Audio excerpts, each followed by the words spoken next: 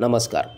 तारांगण या मालिकेच्या माध्यमातून आपण अशा काही मराठी अभिनेत्रींची माहिती घेतोय ज्यांनी भारतीय चित्रपटसृष्टीमध्ये एक मोलाचं किंवा उल्लेखनीय असं काम केलेलं आहे.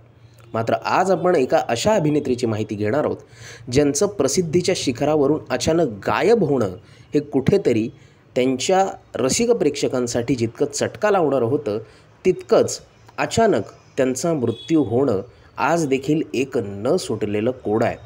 आपण बोलतोय 70 आणि 80च्या दशकातलं एक जबरदस्त सेन्सेशन असलेल्या बी ग्रेड हिंदी मूव्हीज गाजवणाऱ्या श्यामली उर्फ श्यामली नाडकर्णी यांच्या जीवन प्रवासाबद्दल.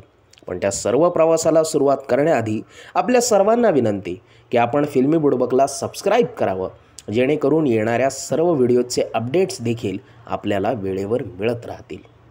नमस्कार, मी नीरज आणि आपण पाहताय फिल्मी बुडबक. श्यामली नाडकर्णी यांचा जन्म नेमका कधी झाला याची अजून काहीही तपशीलवार माहिती उपलब्ध नसल्याने 60च्या उत्तरार्धात आणि 70च्या सुरुवातीला त्यांचा मुंबईत जन्म झाला असल्याची शक्यता आहे.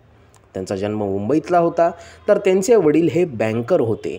मुंबईमध्ये एका बँकेत ते काम करायचे आणि गंमत म्हणजे त्या बँकेमध्ये फेमस हिंदी किंवा असं म्हणूयात भारतामध्ये अतिशय मोठे गायक म्हणून आज देखील ज्यांचं नाव अत्यंत आदराने घेतलं जातं असे किशोरदा यांचं खातं होतं. किशोरदा यांची श्यामली नाडकर्णी यांच्या वडिलांची वरचेवर भेट होत असे. त्यांची चांगली ओळख निर्माण झालेली. श्यामलीला देखील लहानपणापासूनच चित्रपट क्षेत्राची अनिवार्य ओढ होती आणि अशा ओढीमधूनच किशोरदाशी त्यांनी श्यामलीची भेट घडवून आणली. किशोरदांना त्यांनी अटकळ घातली किंवा असं म्हणूयात एक मैत्रीपूर्ण नात्यातून एक गळ घातली की माझ्या मुलीला देखील आपण या क्षेत्रामध्ये घ्यावं. तेव्हा किशोरदांनी दिग्दर्शक विशाल आनंद यांची श्यामलीशी ओळख करून दिली आणि त्यांच्याच दिल से मिले दिल या सिनेमाच्या माध्यमातून श्यामली नाडकर्णी म्हणजेच श्यामलीने या चित्रपट क्षेत्रामध्ये मोठं पाऊल टाकलं. त्याच्यानंतर त्यांनी काही उल्लेखनीय म्हणावे असे चित्रपट केले. त्याच्यामध्ये दुल्हन वही जो पिया मन भाए हा चित्रपट, त्यासोबतच दरवाजा, पल दो पल का साथ, बग्गा डाकू असे चित्रपट देखील आहेत. आपली चित्रपट कारकीर्द चालू असतानाच 1979मध्ये त्यांनी प्रसिद्ध हिंदी विनोदी नट असलेले मेहमूद यांचे पुत्र मसूद अली यांच्याशी विवाह केला. त्यांच्या विवाहाची बातमी त्यांच्या फॅन्सप्रमाणे त्यांच्या कुटुंबियांना देखील धक्कादायक होती. मात्र श्यामली आपल्या या निर्णयावर अडून राहिल्या. त्यानंतर त्यांनी दूर वादियों में कही, लंबू दादा, बंद दरवाजा, दामुल, पुरानी हवेली, अहिंसा, रूम नंबर 203, बॉम्बे टाउन, परछाई असे काही मोजके चित्रपट केले. यातील बहुतांश चित्रपट हे बी ग्रेड सिनेमे होते. आपल्या एकूण प्रसिद्धीच्या ऐन भरात असताना मात्र काही चुकीच्या निर्णयांमुळे, कारण असं म्हणतात की श्यामली यांचं आपल्या करिअरकडे म्हणावं तितकं लक्ष नव्हतं.